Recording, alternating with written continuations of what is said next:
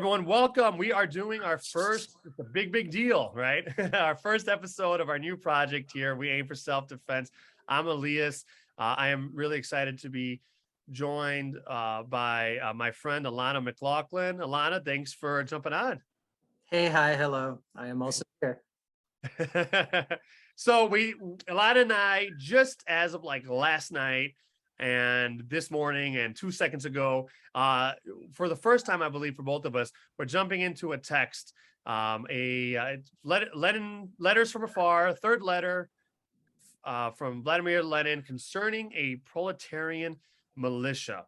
We are talking about self-defense very broadly to like not get taken down from Patreon and YouTube, but also more specifically within a certain set of political inclinations, and also more narrowly too with an interest in learning about sharing about like self-defense within the context of utilizing or understanding firearms as well. So when I was looking around for my own personal reading this week, seeing this Proletarian militia from Lenin, something I hadn't read from Lenin. We were trying to figure this out, and I'm ashamed that I don't know it off the top of the head, but this was written in spring of, I think, 2016. 1917. Oh, yeah, 2016. What the hell am I saying? Yeah, 1917. Thank you. Which is our listeners, our viewers will be able to like correct me even faster than Google can. But like that's a few months before, a few months after the Russian Revolution phase one kicks off, I guess. He specifically mentions the October Revolution. Okay, there we go. Right, so it's after that. It's during World War I, so that is a bit of the context we're looking at here. And so Alana and I have been reading offline, chatting a little bit about it. And I'm no Lenin scholar, but I definitely wanted to talk with a friend who's also doing a first reading of this, and just kind of like talk about some parts that brought up some questions, sparked some thinking in us, and encourage you all to read this as well. This is something that you can find for free. You can go to places. I'm reading off of Marxists.org, marxists.org, but you could find it other free resources. This is a third letter concerning a proletarian militia from Letters from Afar, from Vladimir Lenin. Is a tumultuous time, just a little bit over a century ago. World wars happening, revolutions happening, counter revolutions happening or about to happen, and people are interested in throwing off their chains, in figuring out how to do it. If they find a little bit of success, how to in taking away the existing power structure, how to maintain their own presumably more powerful one. And hey, reality is reality. People are not doing it just with kung fu or jiu-jitsu fighting. They needed to use some weapons. So Lenin is talking about this here. I'm going to jump in. We're just going to kind of free form it. Anything catches our eye or has caught our eye, we're going to discuss with one another. We'll put a little 30-minute clock on for ourselves. Anything else that comes out of it, we'll throw into some bonus content for the patrons as well. I do want to say I already misspoke. It was he's mentioned right here, the first stage of the revolution in February to March of 1917. So it was not October, February to March. Okay. Thank you, Alana. Appreciate it. So let's see. There was a specific quote I saw earlier that I really wanted to put up as a tweet, except it was too long for one tweet and I didn't do it. Now I got to find it again. Find it. I have a little thing that by way of introduction I want to read, but yeah, then we'll go over that. So I'm going through. We've got, depending on how we're reading, the 1, 2, 3, 4, 5, 6, 7, 8, 9, 10, 11, 12. 12th paragraph, and what I'm reading from Marxist.org. Hence the conclusion. So there's preamble, this contextual preamble that Lenin is discussing. Hence the conclusion: we cannot overthrow the new government at one stroke, or if we can, in parentheses, he writes, in revolutionary times, the limits of what is possible expand 1,000-fold, right? So if we can, he's saying we can't overthrow the government at one stroke, but maybe we can, because who knows what's possible under revolution. We will not be able to maintain power again, getting power and then maintaining it. Different things, whether you're reading back during, a few centuries before with Machiavelli, of like the difference, power which is easily come by is hard to hold on to, power which you fight hard for, you can hold on to, whatever. Like there's a difference between getting power and holding on to power.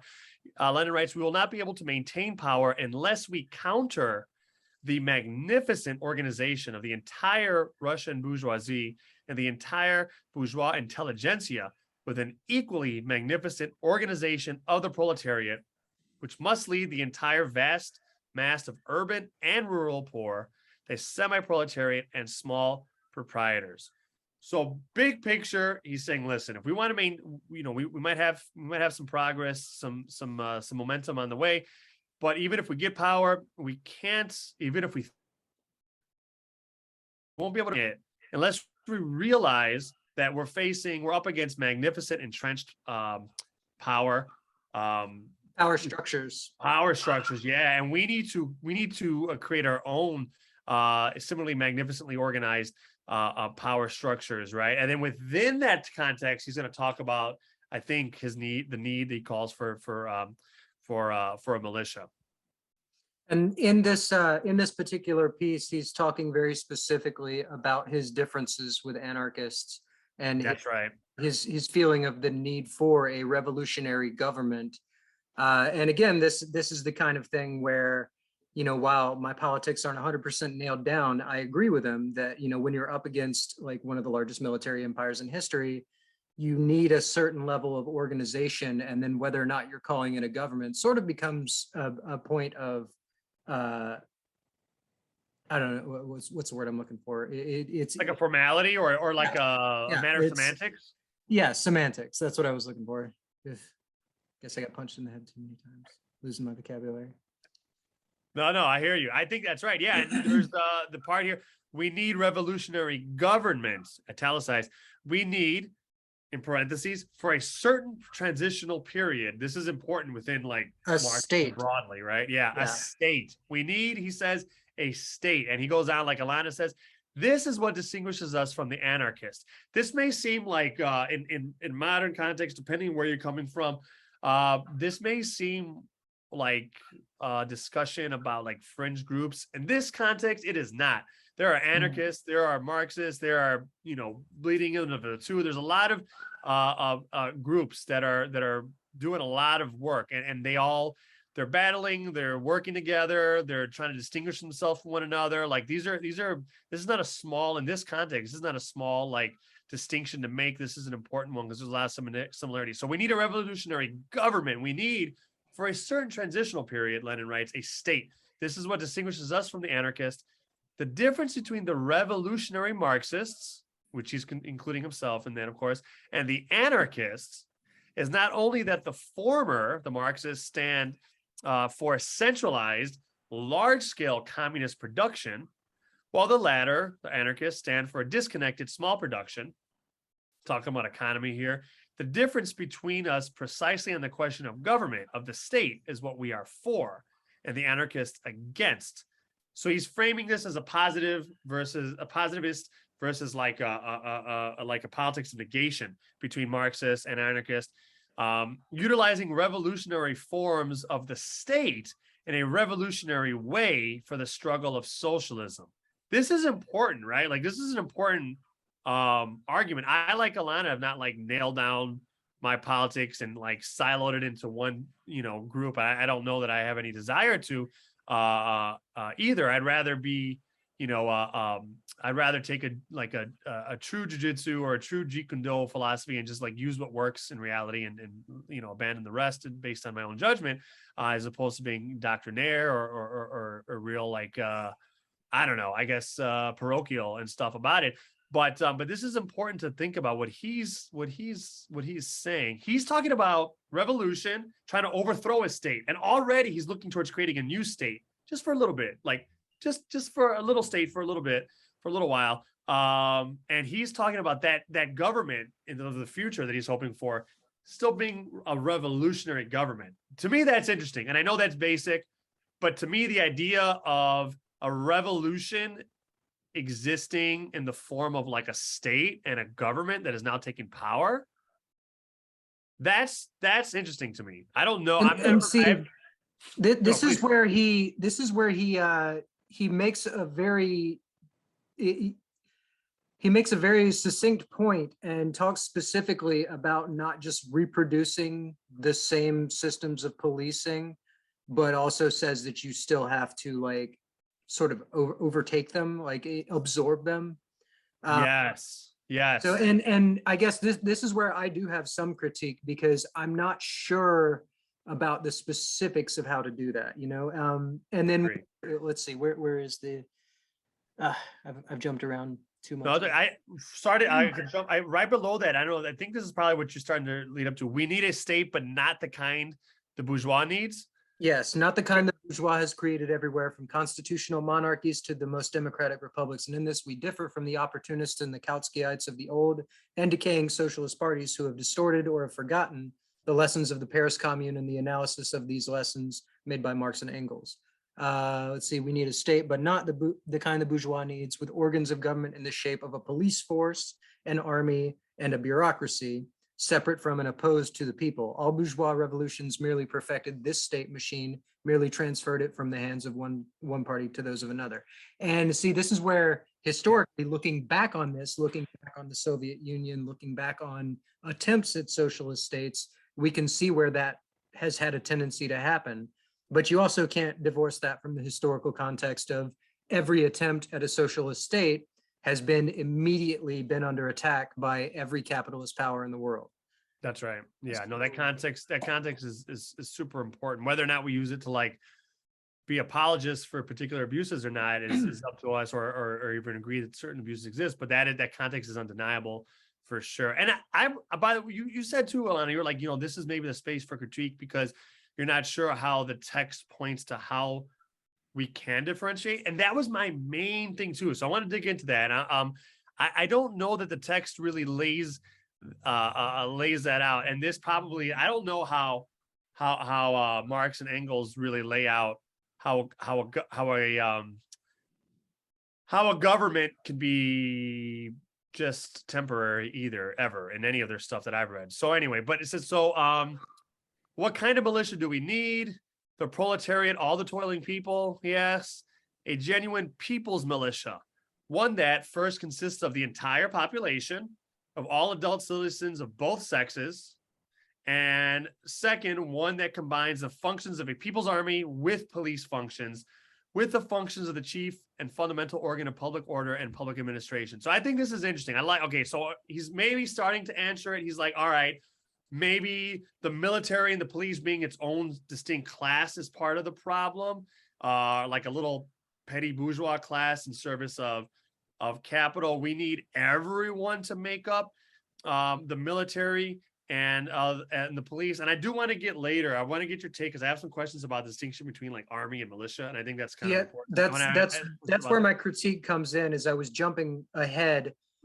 Making some assumptions that I feel like don't necessarily bear out historically. Example, a militia would be a proletarian militia for the industrial and urban workers, would exert a guiding influence on the masses of the poor as naturally and inevitably as they came to hold, I'm assuming that's supposed to be hold the leading place in the people's revolutionary struggle, both in 1905 to 07 and in 1917. Such a militia would ensure absolute order and devotedly observed comradely discipline. See, this is without the context of, since World War II, we've spent damn near, over half a century, like 3/4 of a century, being propagandized against anything resembling socialism, and counting on the masses to just naturally fall into this role is questionable. Yeah, I'm always wary of things that are supposed to be naturalized, right? We're supposed to, whether it's gender, sex, race, or people's will, right? Like inevitable and natural is a cop-out rhetorically for me. That shows you that you don't have historical precedent, or you don't have like a theory about how the future will can unfold based on certain forces. Naturally, inevitably, there's nothing natural, inevitable, anything. Lenin himself is surprised that this even starts to happen in Russia. He didn't think it was going to happen. He was surprised when he gets a call back to come back, like come back in out of exile. Like there's nothing national inevitable about this. It might be good propaganda to like make people feel like, hey, we can succeed. And maybe that's a nice, like a useful and maybe even morally good a wartime type of thing. But it's not helpful in actually creating specific differences in the way things operate. And then the rhetoric seems like, what if we don't know how it's going to happen? I get a little bit nervous when I start reading the next paragraph over, which you read. Such a militia would ensure absolute order and devotedly observe commonly discipline. Well, first of all, that's eerie as fuck. I don't like that. It sounds a lot like what the existing power structure was doing. Now, it just sounds like we're talking about like, let's get our people, their people out, our people in. And he's using, what is different about the structure here that's going to make it? He doesn't say it's going to be more democratic. In fact, he talks about order and not about justice, right? And he's already, so he's using these rhetorical tricks, but back before this, is it before or after? He's already talking about how it's gone wrong presently in his time. That's their trick. That is how the landlord and capitalist government of the, I can't pronounce this, Guchkovs and Milikovs. I don't know. Again, this is not my milieu here. Me neither. People's militia on paper, while in reality it is restoring gradually and on the quiet the bourgeois anti-people's militia. At first, it is to consist of 8,000 students and professors, as foreign newspapers describe the present St. Petersburg militia, an obvious plaything, and will gradually be built up of old and new police force. So he has this. He's speaking about these high-minded ideals of how, the proletarian population is going to be this beautiful, perfect thing, but then he's already got caveats in here of like, oh yeah, it's already not working in this place, Yeah, I think you're right. There is some unresolved contradiction there. I think that's a really good highlight, Alana. And to be fair to from what I was saying earlier, it's like he doesn't talk about democracy. He does end up talking about it a little bit, and maybe that's the difference. He talks about a universal labor service. He's saying that we can combat the crisis in a really democratic way. Distribute grain and other supplies, introduce universal labor service, which the French now call civilian mobilization and the Germans call civilian service. So maybe he's saying again, he's like, let's have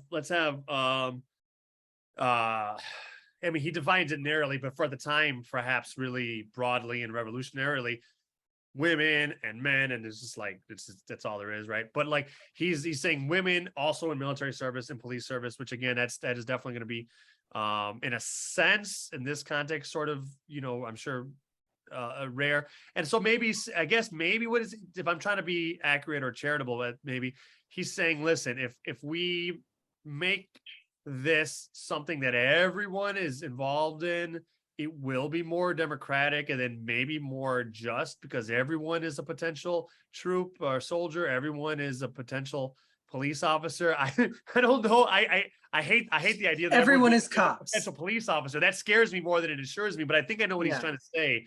Maybe is like, it's not a distinct class beating down on workers. Workers will be part of this. Was that your read at all? That he's saying, well, that is kind of my read, especially if you look at the part. He says the proletariat, on the other hand, if it wants to uphold the gains of the present revolution and proceed further to win peace, bread, and freedom, must smash, to use Marx's expression, this ready-made state machine and substitute a new one for it by merging the police force, the army, and the bureaucracy with the entire armed people. So it's like, unfortunately, this is, I agree in that this is something that I feel like we need this level of organization and this level of power in people's hands, like people to be armed and be able to take care of themselves. However, I also have the historical context of looking back at the United States and the fact that we have more fucking guns than anybody. And most of the people that I know that are working class and armed are total chuds who are bootlickers. It's like the propagandists and the capitalists have managed to give them the illusion of freedom by saying, okay, you can't have anything that you can't personally earn. We're going to let you have your guns and all, so you think you can rise up at any time, but we're also going to make your material conditions so abysmal that all you can focus on is your day-to-day struggle for survival.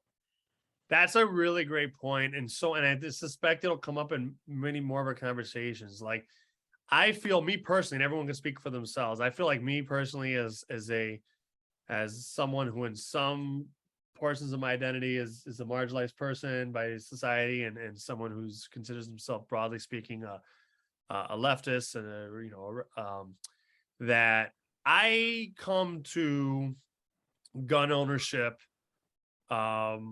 with like tragic understandings, right? Not giddily, not excited. I look at it as like a compromise I have to make with reality, just like when I train, jiu-jitsu or MMA or like, it's not that I don't in and of itself then enjoy doing these activities with teammates or comrades. Like I get enjoyment learning about, cleaning a pistol, or learning about, trying to practice bullseye shooting, just like I can get enjoyment out of working in an arm bar with it. Like we can make community and enjoy ourselves with it, but fundamentally train unarmed stuff because I started at least when I was a child. My dad got me into it because out of a recognition this is a dangerous world, and we need to be able to fight disproportionate concentrations of power, either embodied in the superstructures or with like some individual bully, with our own skill and awareness, which allow us to like fight asymmetrically for survival. And I feel like the same thing with guns. With that said, it's no panacea, right? Like I'm not gonna we United, like Alana like you just said, could we have more guns in the United States? Probably not. But that doesn't prevent the NSA from like listening to us on our phones and our televisions, and like holding us holding us in rendition, or holding us in jails without pressing charges, or assassinating American citizens. Like it hasn't. Yeah, I feel like it hasn't made us free alone. Is it necessary? Probably. Is it sufficient alone? Probably not. I mean, I feel like in the United States, they've continued to allow the proliferation of guns and other weapons in the hands of common people because they are so confident that they will not be overthrown. Propaganda. Is it like that? Is it like that thing? Like if voting made a long. difference, they'd make it illegal. It's like if gun ownership alone made a difference in the hands of white chuttery. Exactly. That's the thing. Like when people have a political line, all of a sudden they don't have those fucking gun rights. Like right. When it comes to minority gun ownership, look at what happened with the Black Panthers. Nobody was interested in gun control until the Panthers were armed. And then all of a sudden, well, gun control for thee, but not for me, so right. Chuds running around, crossing state lines to commit murder with unregistered firearms. But, like a Black man who's a registered concealed carry owner who tells the cops that he's armed gets shot.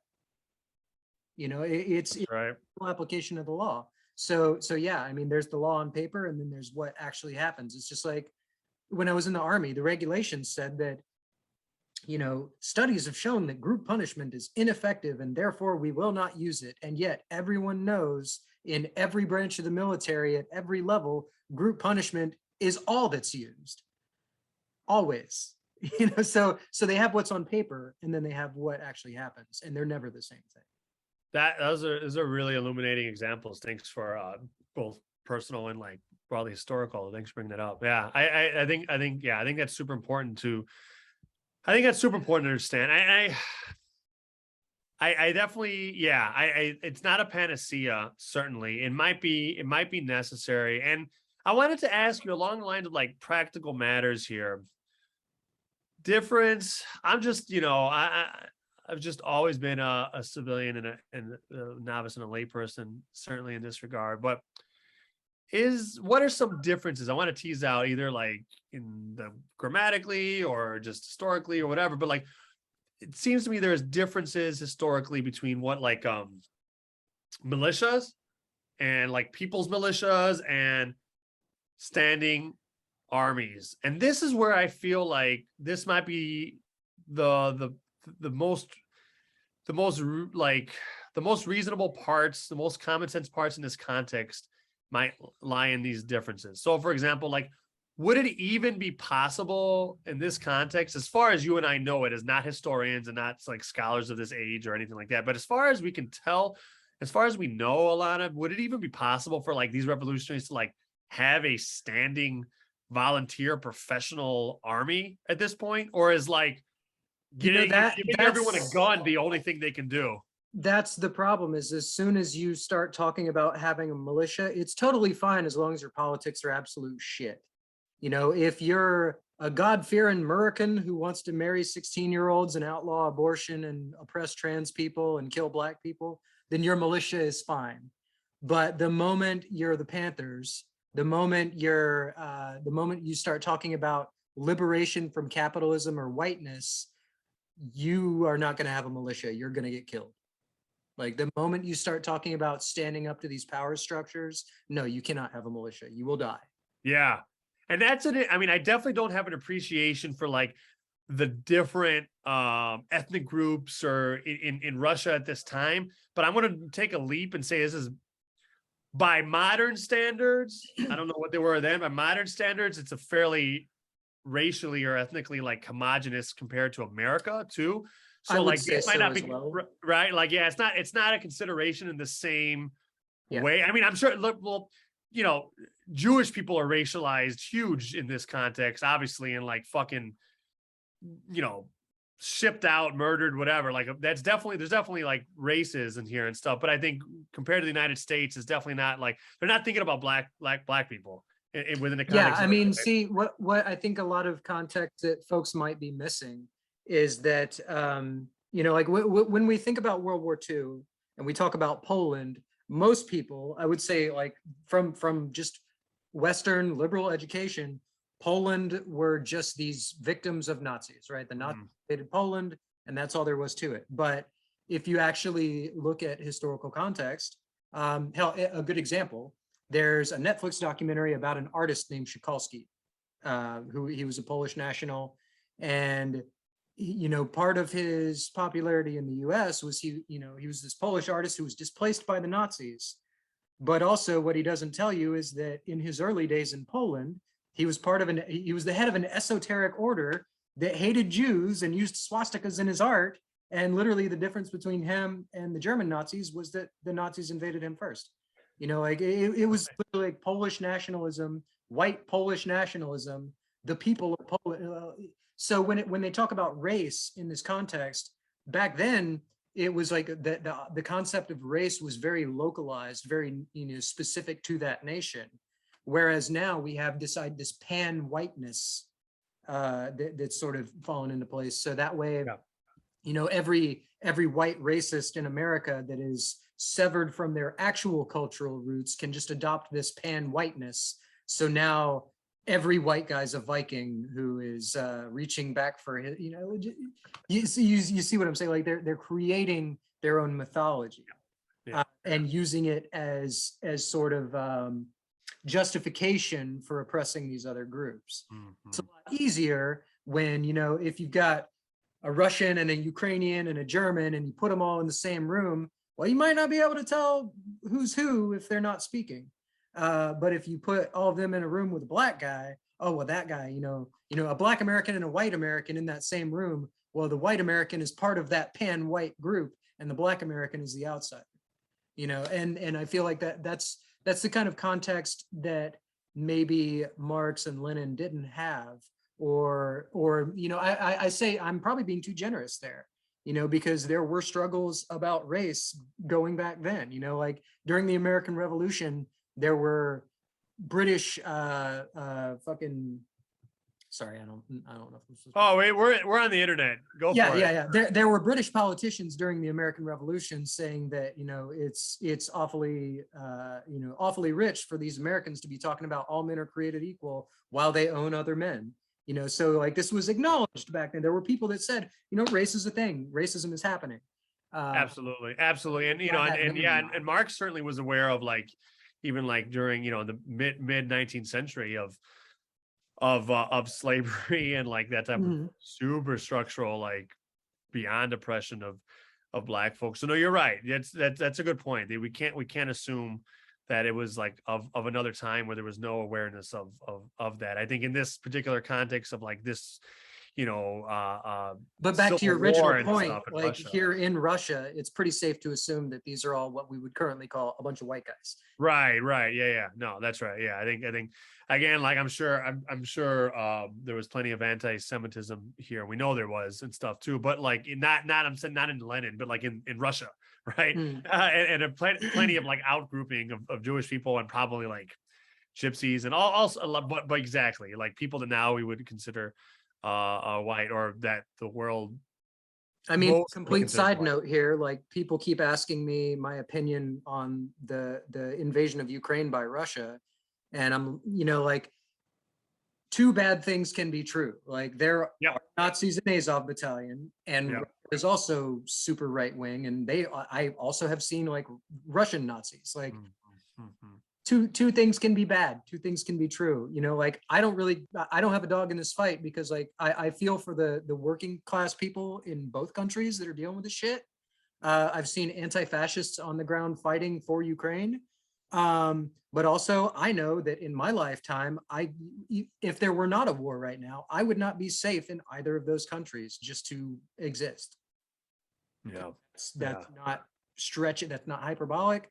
That's just the truth. Like anywhere in Eastern Europe, if I go over there, I'm probably not fucking welcome. No, and I think that is so important. This shit isn't team sports, right? We Yeah, don't need to root for but someone. it's treated like that. Yeah, it is. It is. That's right. That's right. No, right. We can think of, yeah, exactly. We should see the bad in all of it, or even Like if we're gonna Democrats or like, Republicans, they're both bad. yeah, yeah, exactly. I don't need to root for either one. I don't need to, yeah. And I will say this. I will, yeah, exactly. We can root for um certain like statuses to exist. I'm rooting for ceasefire because otherwise I don't see how we avoid a world war. And talking about Ukraine and Russia, that's all I can. That's it. Like do I have additional like sadnesses about people in like Donbass region since like that have been like persecuted by Ukrainian government and like after the United States waged what people will not enough admit was basically like a color revolution, a coup there. Yeah, am I really feeling bad for other Ukrainians and who maybe aren't ethnically Russian or all Europeans who are now suffering because their politicians trying to do the US's bidding and playing games with their energy security? And of course I can. Do I feel bad for Russians who are being made to fight? Yeah, absolutely. But that said, I care about nothing, and me personally, I care about nothing more than like avoiding what it seems like the United States is leading towards, which is a world war with a nuclear power. People talk about being. This is I'm gonna get us back on track a second. I swear to close out because I'm going way off now. But like people It talk was my about fault. I'm pretty yeah sure. no this is great. People talk about like I've seen this ridiculous reactionary takes from liberals or whatever saying, well, you can win a nuclear war. We've won one. No, the United States bombing a country that has no nuclear weapon is not winning a nuclear war. That's not a Yeah, nuclear no, war. what happened is we perpetrated the largest like terrorist act in history. That's We right. nuclear weapons on civilian population centers, knowing that they were civilian population centers, knowing that Japan already intended to surrender. That's right. And they And we didn't did it have as a nuclear show of weapons. force against Soviet Union. Yeah, no, exactly. Yeah, exactly. Which we should that would be a military history and strategy conversation we should have on its own. Like the end of that World War II, I think that'd be very interesting and hopefully useful for people. But yeah, exactly. We've never the scientists tell us what happens if two nuclear powers go to war, and that's we have nuclear winter, best case scenario, right? Like not even thinking about hundreds of millions of people being immediately killed, just the world. We're gonna like I guarantee you there is some organized capitalist life. ghoul somewhere going, well, nuclear winter will help us solve our climate change problem and we won't have to stop using gas. Well, there are people that I've seen. That's right. I've seen. I swear I've seen things out there where they're saying like we need to like tactically use nuclear weapons to like create some type of like we need to block. Well, I will say this. I had definitely seen some actual like reports of scientists coming up with plans saying we got to block out the sun. Like the ozone layer is thinning, so what we need to do is block out the sun completely It's like, okay, I guess we could do that. I guess that's easier. Did they to not imagine see and Highlander propose. 2? Did they Right, not see Highlander 2? It right, didn't, right. it's bad. It's bad. We could stop corporations from murdering us, or we could just block out the sun as a species who is dependent on sunlight and figure out another way to live, or we can go to Mars, right? Yeah, like Men will literally block out the sun before going to therapy. that's that's right. Men will literally block out the sun before going to therapy, questioning capitalism. Yeah, exactly. It's crazy absurd. Before I don't want to stop before I kind of go over these. Not I have no answer to this, but I Yeah, sorry, let's get back on topic. And I'm very no, and this is all it's all related, right? Everything's related. So this is Yeah. very, very useful and to me very, very interesting. So thank you. I am curious. So like, I don't know how to put this, but it occurs to me that there are differences between militias and professional armies. Now, this revolution has no capacity for a professional army yet. I'm going to say that as a given. People are going to disagree if we want. They don't. Well, the thing is, when you have a professional army, you are literally creating a social strata whose only purpose is to wage war. And that's what you have not only in the United States, you have that not only with our military, but with our police. Mm-hmm. And we're again, I'm not someone who's all that familiar with the history of socialist revolution. I'm pretty new to lefty politics. I would only say I've called myself leftist or revolutionary in any way for the past like 5 or 6 years, 6, 7 years, something like that. Before that, I was liberal at best. And same here. The context is I grew up in South Carolina where liberal was a dirty word because they were the communists. And now I live in places where liberal is a dirty word because they're not communists. But no, like coming from the background that I come from, what I see here are echoes of Rome. It's the same imperial shit. You're scrambling, trying to hold on to power. So this is what fascism does. You have to find enemies both without and within to fight. And that's where, like your militias, I would say those arise organically from the people. But the moment you have a paid professional army, you now have a structure, a class whose only purpose is to wage war. Mm-hmm. Or the people that are in charge of that structure are going to ensure that they have job security. And I say this as a former special forces soldier working for this fucking bloody empire. Thank you for saying. That's exactly what I was wondering about. What I wanted to get to.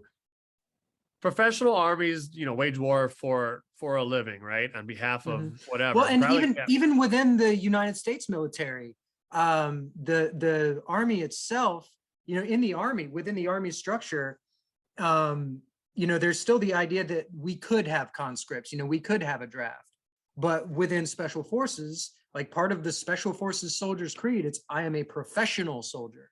And you notice the attitudes in special forces, the makeup of special forces, like the United States Army has a lot of minorities in it, but in special forces, it's almost entirely white. It's like 95+% white.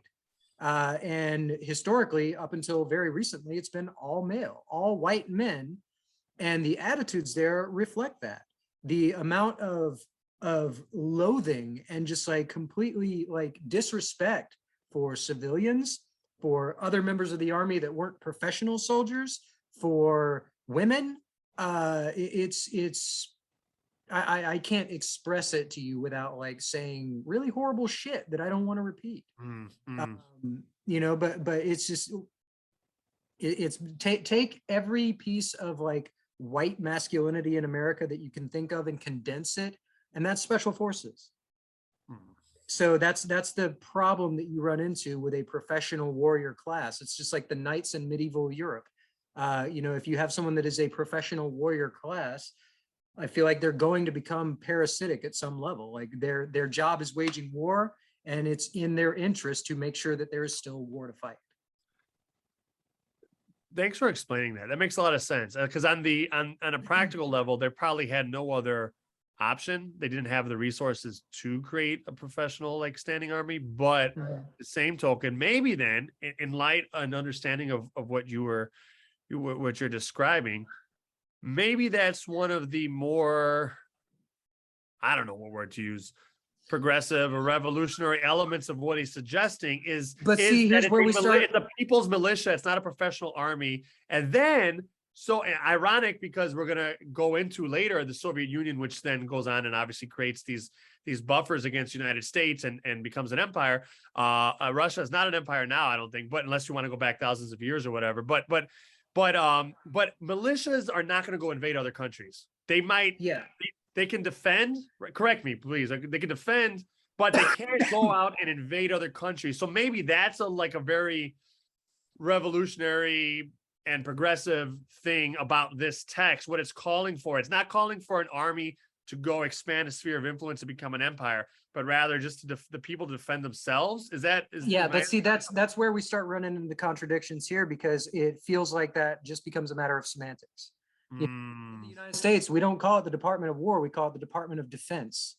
Everything's defensive. Us setting up fucking military bases overseas is defense. Us invading other countries is defense. Us waging proxy wars in the global south is defense. No, it's not. It's like I run up and punch you in the face because I thought you might eventually think of punching me in the face once. It's not defense.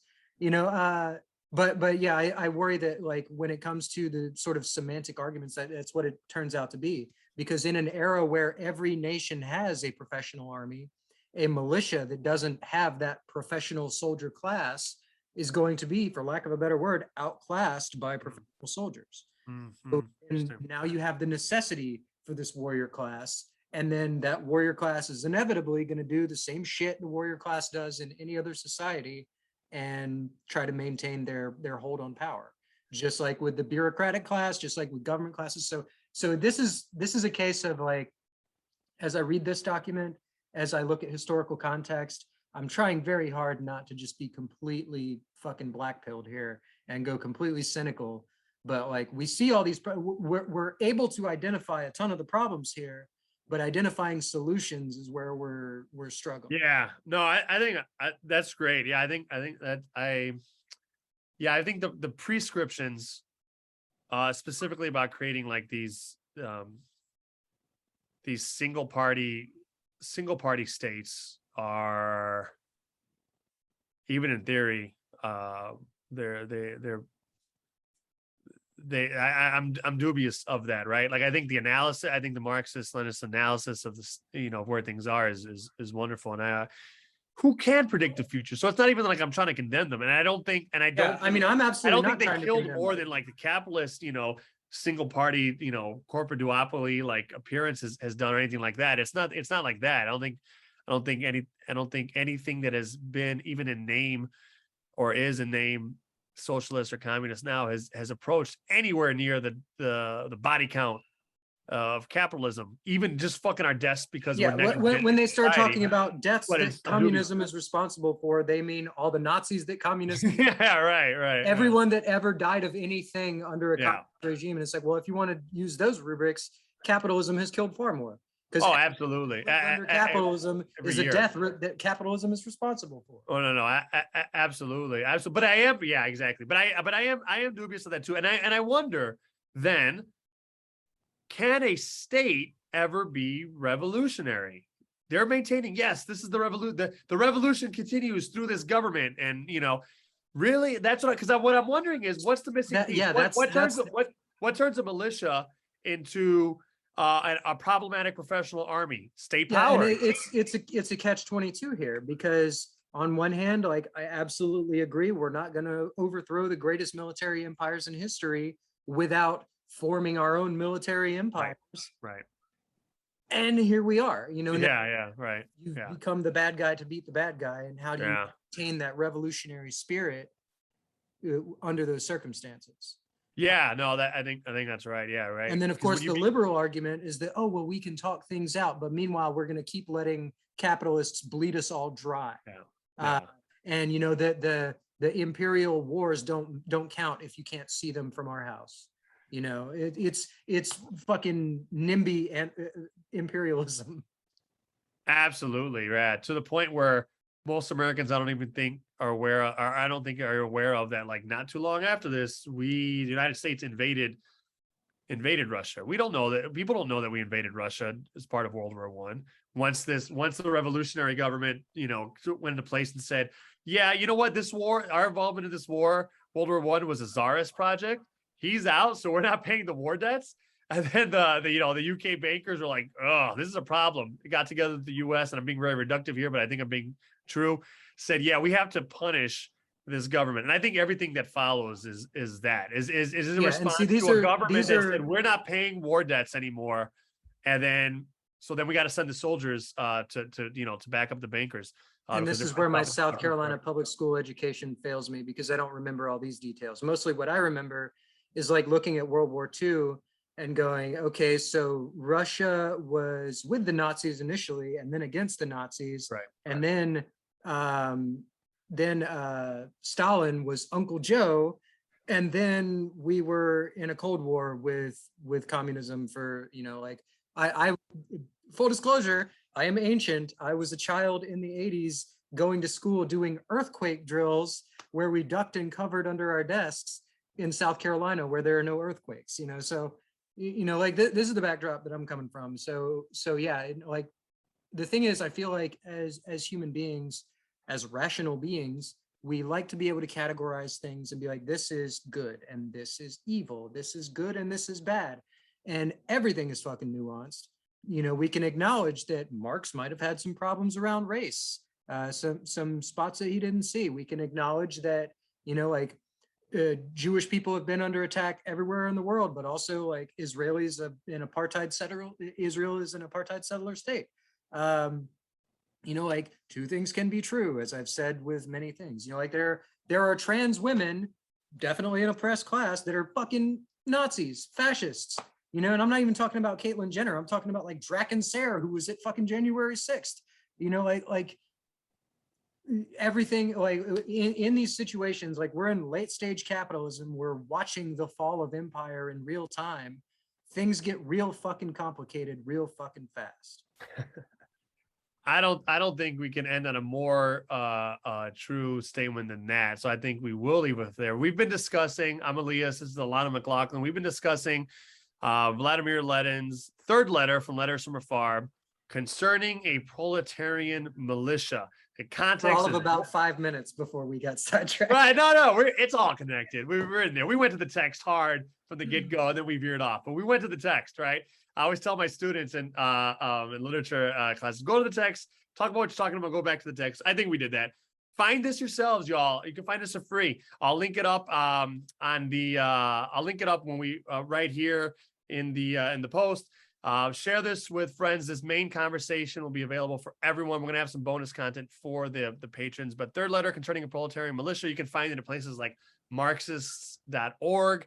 But yeah, you can find this, read it. Let us know what you think. Let us know if there's any things, any parts of the text that we didn't get to that you think are really, really interesting, or any of our analyses, such as it was, that you think missed a point and why. We'd love to revisit this. We want you all to give us your take. If you send us, you've made comments or send us emails about the text, even completely disagreeing with us that we think are really thoughtful, we'll share it on the next podcast, and we'll talk about that, and we'll cite you. We'd really love to go this again. We weren't talking from a position of expertise here, but just as interested first readers, trying to do our best as a close read and a first take of this stuff. So those of you who are more knowledgeable about this context, about Russian Revolution history, about those of you who are Marxist-Leninists and really up on Leninist theory, want to school us, we'd love to read it and present that as well. We want to make this anarchists too, for that matter. Yeah, absolutely. There was a lot of criticism of this, right? But Bakunin is, even before this, is like, man, you all are some naive people to thinking you're going to use the state now in a revolutionary capacity, right? Like, anyone, let us know what you're thinking. Like, very, very, very, very interested in everyone's take on this, and bring in other stuff that you want to see us read together as a community. We'd love to do some live streams in the future, so where we can bring people in and kind of discuss in person. We're just getting started. We are committed to making regular content for you all. Really, really so thankful, Alana, you made time to talk. I hope we can make it a habit. And if I have my way, this will be the Alana and Elias podcast, and we will chat regularly and get into it. So thank you, everyone. Alana, did you want to share anything and let people know where they can follow you? Yeah, I don't know. If you're interested, just Google Alana McLaughlin or Lady Farrell. I'll come up. Lots of folks love to hate me, and algorithmically generated outrage is the order of the day. So you'll find me. Well, we love to hear your take, and we love to love you. So thank you very much, Alana. I'm gonna stop the recording now. Share this with others. Bring them to the page, whether they're going to be able to be patrons or not. We're gonna have a lot of free content, so just share it. We want to have a space for people to discuss not just theory, but like practical level safety and other stuff regarding self-defense, including firearms stuff, and not have to wade through the stuff that I've been having to wade through. I want you to learn how to unload and load a firearm without looking at a fucking thin blue line flag in the background of a YouTube video like I do. And like, all right, like, so we want to have a space for that for everyone, just to learn. I'm not an expert, but expert voices are welcome.